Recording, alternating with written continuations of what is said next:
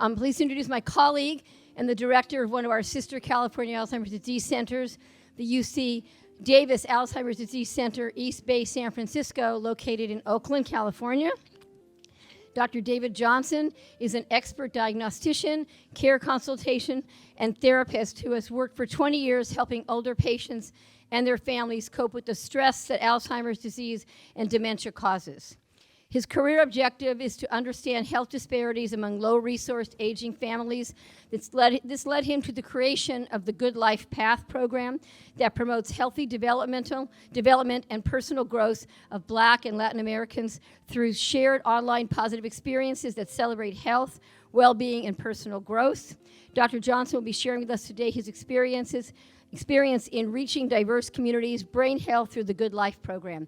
Please welcome Dr. Johnson. Thank you very much, Freddie. Can everybody hear me okay?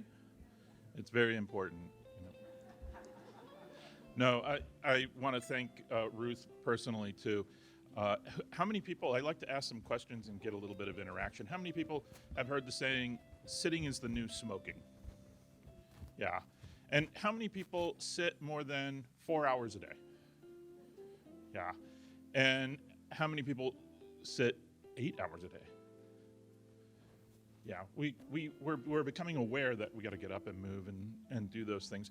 But, you know, what I've learned over my many years transitioning from being really a clinician's clinician for geriatrics and Alzheimer's disease into much more of a preventative medicine role, that it's so important to try to involve our seniors before they get sick, while they're still healthy and engaged, and get them into a preventive medicine kind of frame of mind. And that's really hard because our medical systems, of course, are you come in and you treat a disease. I have a problem, I'm gonna come in. You don't think, well, I'm gonna get up out of my chair today and I'm gonna set a timer so I do that. You don't think, I need to make sure that I'm walking 20 minutes a day. Or the other preventative medicine things that we can do, like let's cut down or cut out, preferably, alcohol and high-calorie foods, you know. And these movements within preventative medicine and public health are often known collectively as exercise as medicine and food as medicine. These kinds of things that are gaining traction. And of course, you know, like my colleague talking about prescription drugs, you know, do you dump this on the general practitioner? Is that going to be a successful strategy? No, it's not. And so I was incredibly fortunate to have COVID come along. That I had been awarded something that I had been doing for 10 years, a pragmatic clinical trial in person with elders in Oakland and in Rossmore in the East Bay of California, and looking at sort of the haves and have-nots for an in-person exercise, diet, cooking program. But really, I'm a clinical psychologist, so there's a wraparound of social support, because the one thing that I've learned over the last 10 years is you don't do this alone. You don't create a new habit. You don't create new lifestyles that are positive without some help from friends and family. And this is incredibly difficult because, you know, on average in the United States, most older adults have 2.5 friends, 2.5 friends on average, something like that, 2.7. Their worlds are constricting in size and support. And in COVID, of course, that just redoubled, and everybody was scared and isolated. And when we were supposed to launch our in-person trial on April 1st, 2020, that was when we had 60 older adults coming to the Oakland Sports Center. And we had registered 60 older adults. Of course, the world turned up on end, and I had a staff. We had all this equipment. We had really, truly community engaged scholars. And when I say scholars, it wasn't just a bunch of academics or research assistants.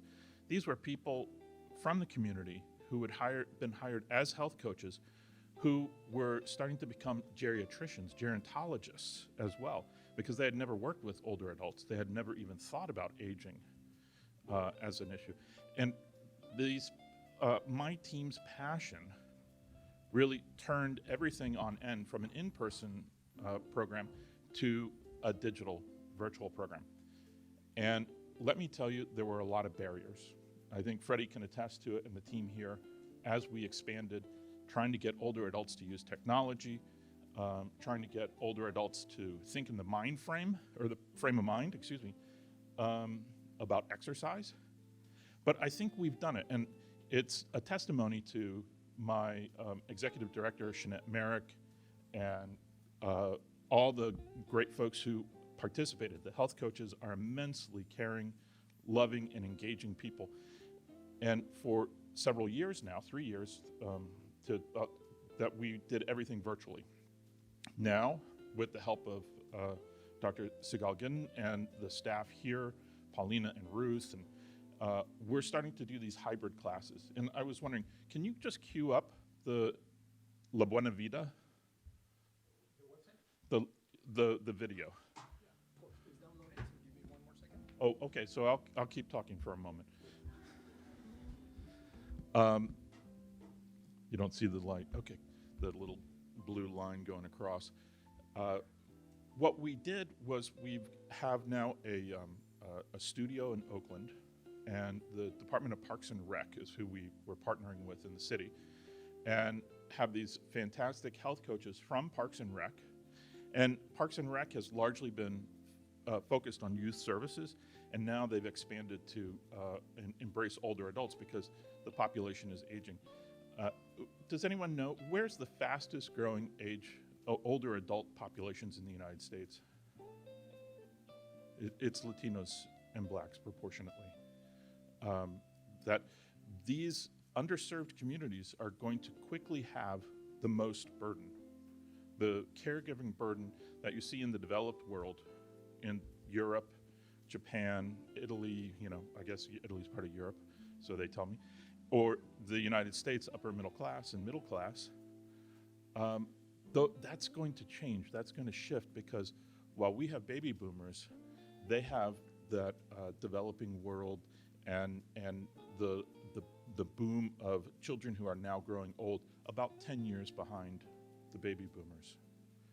And so there's very little, I think it's done.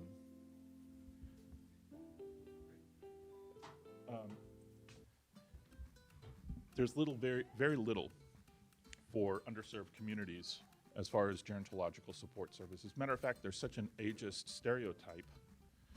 Many of these folks don't even know that memory loss is not a normal part of aging.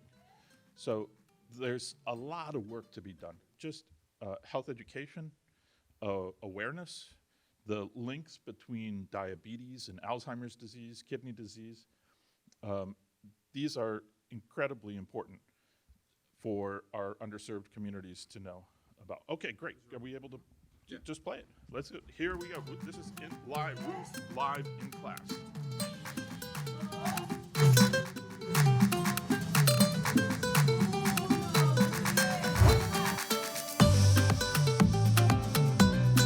Hola, mi nombre es Paulina Montión García y soy la coordinadora del programa La Buena Vida.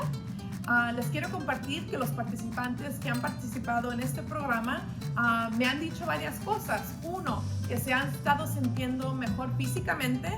Dos, muchos de ellos han reducido sus medicamentos que están tomando. Tres, han estado comiendo mucho más saludable porque se están motivando con los ejercicios. Y cuatro, han tenido más energía de lo que antes tenían. Estos beneficios han sido por las clases que han asistido de La Buena Vida y los invitamos a todos que sean parte de este cambio. A mí me han ayudado mucho porque antes se me acababa mi día a las 3 de la tarde y ahora ya les sigo porque tengo demasiada energía. Bendiciones. Estos beneficios han sido por las clases que han asistido de La Buena Vida y los invitamos a todos que sean parte de este cambio. La Buena Vida.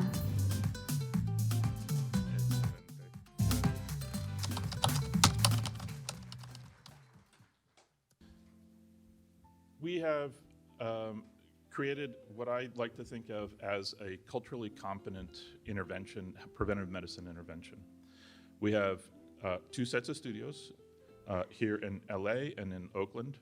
And Camino Buena Vida, or just La Buena Vida, has its sister program, The Good Life. And they are culturally competent or culturally engaging. They're run by community members, for community members. And so we make the programming for Latinos and for Black Americans, urban Black Americans. And so you'll see a lot of pictures from The Good Life, but now that we've launched La Buena Vida here in the last year, we're starting to get quite a good population of Latinos participating. And so these slides are a little bit old. We have about 2,200 older adults that have been served over the last 4 years. We have about 850 currently enrolled and actively exercising in any one of the 17 programs that we have every week. We have a monthly capstone health education and gerontological informational study, talk online right after our largest and most popular exercise program. And we call that Mind, Body, and Spirit. And so we've really reached out and thankfully with great support from the California Department of Public Health, now become a standard of care in California, a healthy aging standard of care. So I think we're really onto something. And when this first started, I was listening to Miss Merrick, and I was like, you are crazy to think that we're gonna get underserved older adults online exercising. What are you thinking? And she persevered and convinced me that it was a good idea. And lo and behold, it's exploded. And we now are producing programming in collaboration with the Mexican National Health Services in Ensenada, where a lot of our programming for La Buena Vida comes from. We have at least 6 countries, people from at least 6 countries. The only thing that we ask from our participants, everything is free, which is really important. The only thing we ask is that you register and consent to listening to us try to convince you to be in a clinical study, a clinical research study. And over time, the hope is that we're building trust in the community by providing these really great classes, these really engaging people they're becoming family for many of our older adults. And by doing that, we're engaging them meaningfully and building trust. And so when we come forward with an ask, we have our community advisory board reviews any study that we promote. They have to have an active human subjects, they have to be approved, and then they are approved by our community action board, as I like to call them. And then we'll send out email blasts. And we've been fairly successful. We have over 400 individuals or 400 participations. We don't know who participated in what, but we know that at least 400 of our folks have been recruited into these other programs. So I think the trust building is working. And so I'm gonna just show you some of the parts of La Buena Vida and the Good Life. One of the things that came up in the summer of 2020, of course, with the brutal murder of George Floyd and the active rebellions across the country, really initiated by Black Lives Matter, we found a real dearth of support for Black men in the community. And the Black health coaches really banded together and said, hey, we need to do something for the guys. And so we have a program now called Brothers Building Brothers, and we have an exercise component, and then we also have Barbershop Talk, which is part of our social support mental health program. We also do Mindful Mondays and now Fridays with Ia. Ia lives here in Los Angeles, and so we can broadcast these from anywhere in the world. And I'm grateful to have received some modest funds from the Department of Defense, so we're starting it at a VA in Indianapolis. This is our most popular programming. Mike Tapman is just the Pied Piper for little old ladies, I call him. But he gets 70 people regularly in this class twice a week. We have this really phenomenally caring and loving dentist in San Francisco proper who has been running a Stress Busters class now for like 10 years, and he welcomed being part of the Good Life community. And so another mindfulness course. We have moves and grooves, so Ruth was doing a little bit of our sample from that kind of class where there's dance music and then barbershop talk. We have a Pilates class, strength and stretching. So I want to emphasize, I think, that the idea of how to make the Good Life work for more people has been expanding as we just sort of experiment and figure out. This remote engagement we have found to be excellent for people with disabilities and caregivers. So caregivers don't have to leave the house and still be engaged. They have some social support. Really, it's the social support that drives these classes and their attendance. And they're up and moving in the house. And they want to go out, and they do, but this is an adjunct on top of it, and it's been successful in supporting the caregivers, people with disabilities, and then my younger old want to come out, and so we have in-person classes like you've seen with Ruth, and some of the ones that we're doing here. We're now doing them in Ensenada, and we're about to start in Sacramento. In Oakland, we don't have a space to do it yet because our studios are small, but we produce most of the programming there in Oakland. So, and food is medicine. I mentioned that earlier. We have these cooking shows.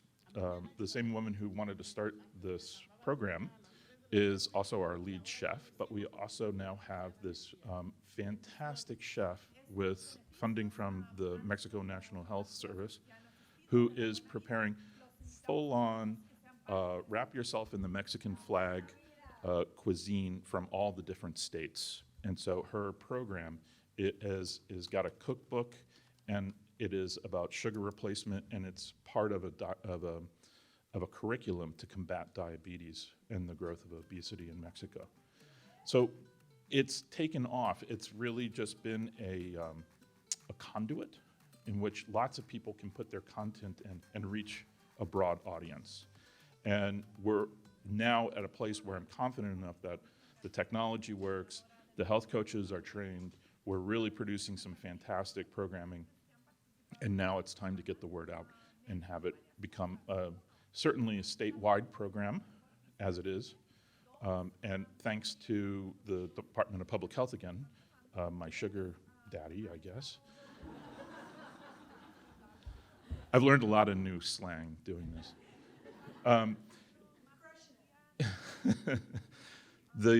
The program is now part of California's BOLD initiative and the Healthy Brain Initiative, and we're partnering with great partners like Alzheimer's Association and LA Alzheimer's Association, and 13 different Department of Public Health throughout the entire state. And we're helping get out the word, recruit people, and provide that needed infrastructure to do the public health work that we need to. And there's discussions about expanding this beyond just Latinos and Black Americans, but the DoD wants to do this for veterans, and the Department of Public Health would like me to do it for rural whites. Hopefully, they will find it in their hearts and in their pocketbooks to support us more. We also do this health fair, so we've kind of created health fairs in a box called It Takes a Village. And we do it every year in Oakland now, and we had over 400 people visit the Loom, which is an industrial complex, and we get to rent out what is usually their roller rink in there. And we set up booths and food, and we have the barber shop, and we have dance classes, and we have a kids area so that older adults and working older adults, because there's a lot of grandparents that are taking care of their kids' kids. And so we're trying to learn and accommodate what we see on the ground, and it's a never-ending landscape. But we've kind of tried to put together a set of best practices so that the other Department of Public Health don't have to do the heavy lifting. They have some checklists, they have some ideas about how to engage the community in a meaningful way. And we're piloting that in Sacramento right now, and hopefully we'll be doing it here in LA County very soon. How's my time? I'm good? Okay, I'll just go in for the people in the audience. There's usually about, I don't know, a quarter or half of them that say, older adults don't use technology. And you're partially right, but importantly, you're also wrong. And first, we had the event of COVID. That's why I said COVID was a blessing for us. It really forced a lot of older adults to come out of their technological shells, and it's usually the younger ones, and it's almost always through Facebook. So we Facebook stream everything. We have Facebook channels, so everything goes through Facebook as well as through the World Wide Web. And we have this ticketing system where the tickets, you register once, and those tickets come just a couple hours before the class. And so you don't have to remember it. You get a reminder. And we learned that especially among Black men and older Latinos, we needed to have text. A lot of folks didn't even have an email. We do set them up with an email because that's the main ID that we have, but they interact with the program completely with text. Let me just tell you the amount of lifting to make a Gero-friendly ticketing system and text system is substantial. On top of doing everything in both Spanish and English, on top of hiring competent staff and having the vision to implement something like this. It's been monumental. So my 40 staff that I have working with us, it's been phenomenal. We've realized when we started to engage with the Healthy Brain Initiative, we needed to have more customer support. So we do have our research programs running, and so sometimes people call with questions, and we have a customer support staff, both in Spanish and English. And that phone passes around. Here's some folks at our It Takes a Village health fair last year.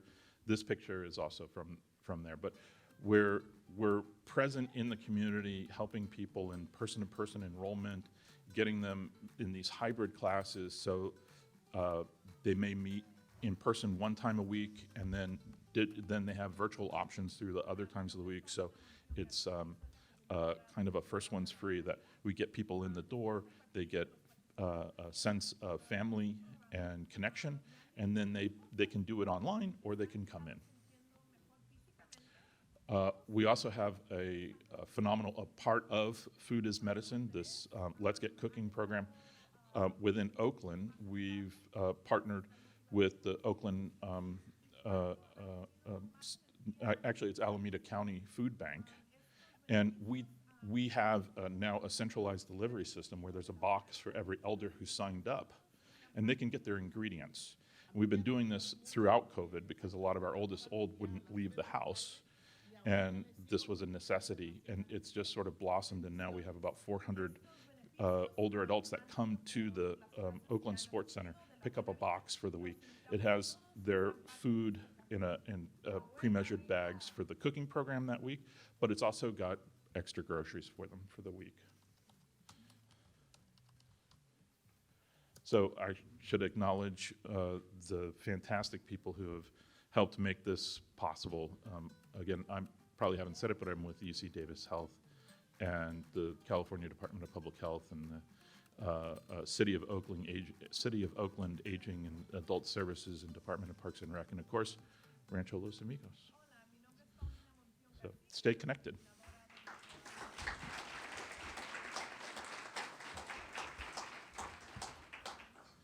Do I have time for questions or?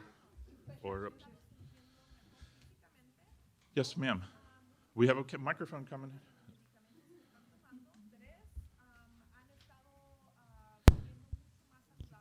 I love all your presentation and all the great job that you are doing. And I am surprised even that you have a dentist giving a stress support. But what about oral health? I didn't see anything about oral health that you can teach them how to prevent decay and That is a marvelous idea. We'll get in touch with you, and thank you for volunteering. I'm so excited. Thank you. But yes, it's in everything that you are doing, even the cooking, the sugar regulation. And we were talking earlier about the dry mouth and some of the side effects that medications may cause. So I think that we really need that dentist to be teaching more than stress relief. So I'll put Javier Corrarubias on the spot right now, which is that we are building an app specifically so that we can deliver more health education material, a broader type of health material. The ticketing is relatively passive, it's one directional, and we want to be able to reach out to older adults, be an authoritative voice on elder health and things like oral health and prescription health, and creating that content, vetting it, and getting it out there that's culturally competent. Those are the next steps for La Buena Vida.